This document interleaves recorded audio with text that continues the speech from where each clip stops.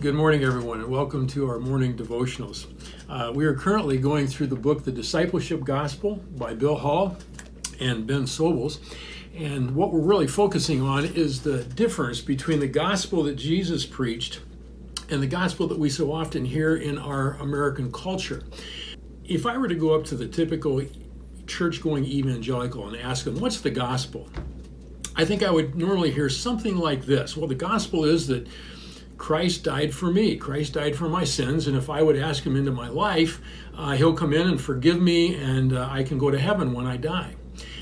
Now, there's nothing really wrong with that response. It's just insufficient. There's really more to the gospel that Jesus preached than we can kind of capture. And in chapter 7, the authors bring out the particular call to follow him. And if you think about it, what we normally say to people is, say this prayer, pray after me, pray this sinner's prayer, or raise your hand, or check a box, or walk an aisle. All these kind of transactional experiences seem to kind of minimize the true call of Jesus upon our life. When you look at the Bible and you say, well, what did Jesus say to people who were interested in being his followers? He said, follow me. You see it in the early chapters of Mark. We've seen already. He says to Andrew and Peter, follow me. He says to James and John, follow me. In chapter 2, he says to Levi, who we call Matthew, come, follow me.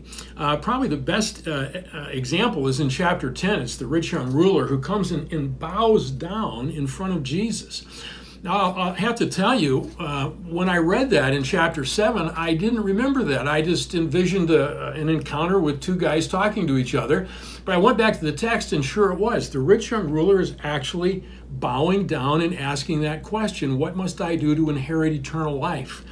And Jesus says to him, he's got him in the perfect position. All he has to say is, pray this prayer with me, and you can go to heaven. But he doesn't say that.